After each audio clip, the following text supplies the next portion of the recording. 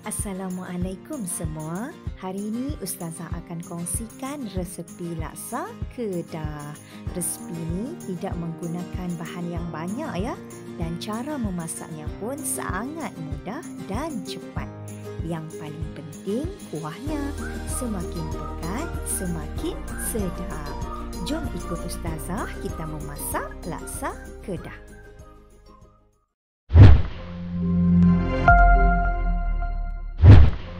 Sediakan kuali yang dalam ataupun periuk. Masukkan 1 bungkus laksa yang telah pun direndam 1 jam yang lalu. Kemudian masukkan air putih secukupnya sehingga melepasi paras laksa. Tutup dulu tudung kuali dan rebus laksa lebih kurang 20 minit sehingga masak. Setelah masak dan lembut, bolehlah diangkat, kemudian lalukan di bawah paip air yang mengalir dan dituskan. Ketepikan dahulu.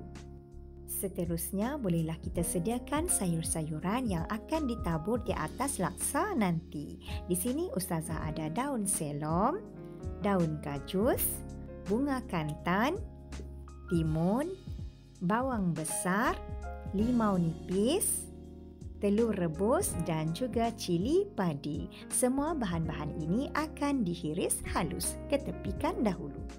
Seterusnya, kita akan masak kuah laksa. Di sini Ustazah menggunakan 10 ekor ikan kembung.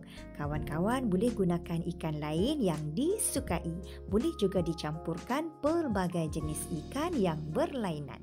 Masukkan air putih secukupnya sehingga melepasi paras ikan. Masukkan sedikit asam keping untuk menghilangkan hanyir ikan dan juga sedikit garam. Kita akan rebus ikan lebih kurang 5 minit sehingga mendidih. Tak perlu lama ya. Bila dah mendidih, bolehlah dimatikan api dan ikan sedia untuk diangkat. Ikan rebus ni kita akan sejukkan terlebih dahulu sebelum dikisar. Air rebusan ikan, kawan-kawan jangan buang ya. Kita akan gunakan untuk mengisar ikan nanti. Ustazah akan tunjukkan cara pertama untuk kita asingkan isi ikan daripada tulang. Pastikan ikan betul-betul sejuk ya supaya mudah untuk kita pegang. Gunakan sudu makanan dan lalukan di bawah isi ikan. Lebih kurang macam ni ya. Nampak kan kawan-kawan?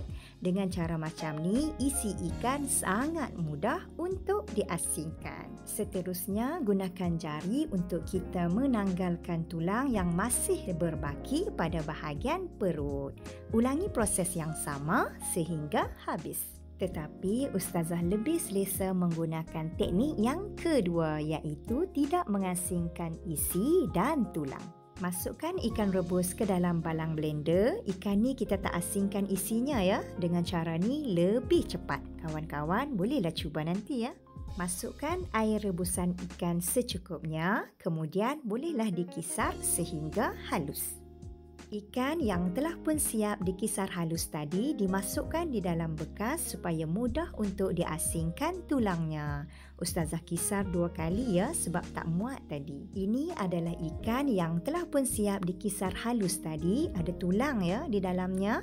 Kawan-kawan jangan risau ya. Kita akan keluarkan tulang tanpa menggunakan penapis. Kawan-kawan perhatikan betul-betul ya. Sediakan bekas kedua. Tuang daripada bekas pertama ke dalam bekas yang kedua. Tulang akan berada pada bahagian dasar bekas iaitu di bahagian bawah. Nampak tu? Masukkan sedikit sahaja air dan kocakkan kerana isi ikan masih ada ya. Kita nak ambil isi ikan tu. Tambah sedikit lagi air kerana isi ikan masih lagi ada di situ sehingga tulang betul-betul berwarna putih. Bolehlah terus dibuang. Lebih kurang macam ni. Ulangi proses yang sama untuk kali yang kedua supaya semua tulang dapat dikeluarkan. Untuk kali yang kedua ni, tulang dah semakin kurang. Kawan-kawan jangan risau tau, dengan cara macam ni, semua tulang berjaya dikeluarkan. Sehingga tulang betul-betul berwarna putih, kemudian bolehlah terus dibuang.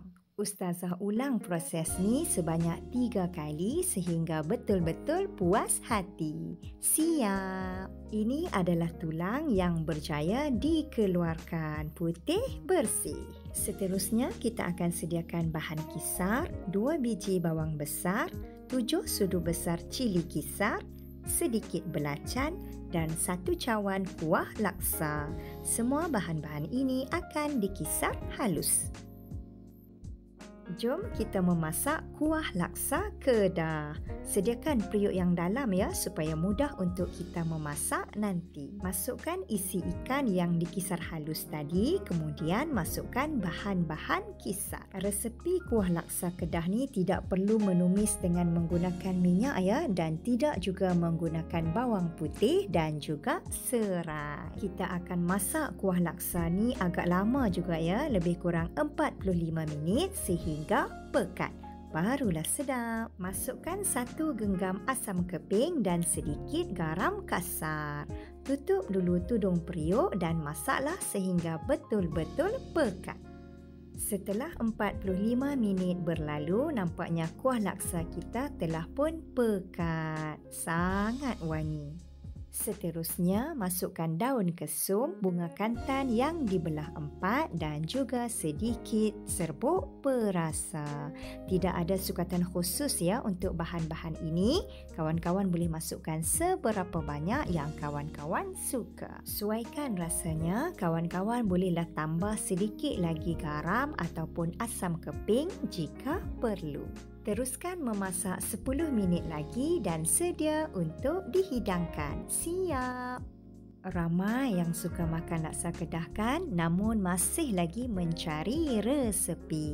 Kawan-kawan yang masih lagi lockdown di rumah tu, cubalah ya resepi ni. Sangat mudah kerana tidak menggunakan bahan yang banyak. Taburkan sayur-sayuran yang dihiris halus, telur rebus dan juga limau nipis. Opsional ya. Kawan-kawan boleh gunakan apa sahaja sayur-sayuran yang disukai. Jom makan. Bismillahirrahmanirrahim.